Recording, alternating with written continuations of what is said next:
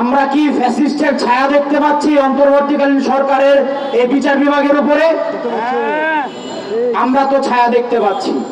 যদি ছায়া না দেখতে পাইতাম তাহলে শীর্ষ সন্ত্রাসীরা কিভাবে মুক্তি পায়, এই খুনি ফ্যাসিস্টরা কিভাবে মুক্তি পায়? আমরা আজকে এমন একটি ইস্যু নিয়ে এখানে দাঁড়িয়েছি যেটা নিয়ে দাঁড়াবার কথা নয়। তার জামিনের ব্যাপারটা এতটাই অবাক করছে যে আমার ইতিপূর্বে আমার অন্য সহযোদ্ধারা বলে গেছে যে খুনি হাসিনার আমলেও এই রানাকে জামিন দেওয়া হয় নাই। আমরা কি ফ্যাসিস্টের ছায়া দেখতে পাচ্ছি অন্তর্বর্তীকালীন সরকারের এই বিচার বিভাগের উপরে? আমরা তো ছায়া দেখতে পাচ্ছি। যদি ছায়া না দেখতে পাইতাম তাহলে শীর্ষ সন্ত্রাসীরা কিভাবে মুক্তি পায়, এই খুনি ফ্যাসিস্টরা কিভাবে মুক্তি পায়? এই যে আপনার হাইকোর্টের বিচারপতি আতাউর রহমান খান হাফিজুল আলমের হাইকোর্ট বেঞ্চ তারে জামিন দিছে।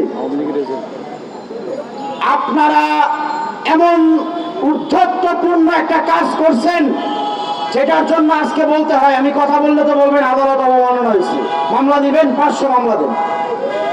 আপনাদের মতো এইসব কুলাঙ্গার বিচারপতি যারা এই খুনি হাসিনাকে এতদিন পর্যন্ত প্রশ্রয় লালন পালন করা থেকে শুরু করে এই খুনি হাসিনারে আপনারা এই পৃষ্ঠপোষকতা দিচ্ছেন, ঠিক তেমনি ভাবে এই অন্তর্বর্তীকালীন সরকারের মধ্যে খুনি হাসিনার কিছু প্রেতাত্মা জয়েন করছে।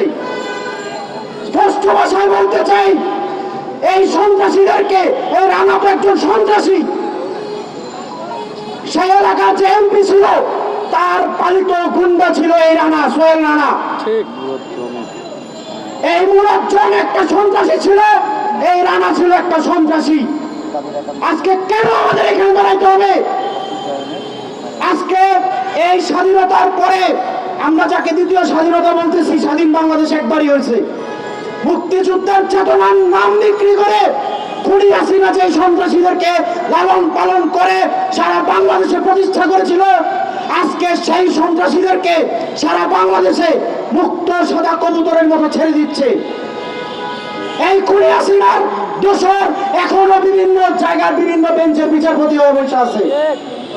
এই বিচারপতিদেরকে কারা বসিয়ে রেখেছে, কোন বিচার বিভাগ বসিয়ে রেখেছে, এদেরকে স্পষ্ট ভাষায় শনাক্ত করে তাদেরকেও আইনের আওতায় আনতে হবে। আমরা খুনি হাসিনাকে প্রশ্রয় দেই নাই, আমরা এই ফ্যাসিস্ট বিচারপতিদেরকেও প্রশ্রয় দিব না। আমরা একটা ভাষায় স্পষ্ট করে বলে যেতে চাই, এই বাংলাদেশে 2000 ছাত্র জনতা রক্ত দিয়ে গেছে, আরো 5000 রক্ত দিবে, প্রয়োজনে আরো রক্ত দিবে। কোন অবস্থাতেই এই খুনি সন্ত্রাসী এবং এই ফ্যাসিস্টের দোসরদেরকে এই বাংলার মাটিতে প্রতিষ্ঠা হইতে দেওয়া যায় না। দিব না।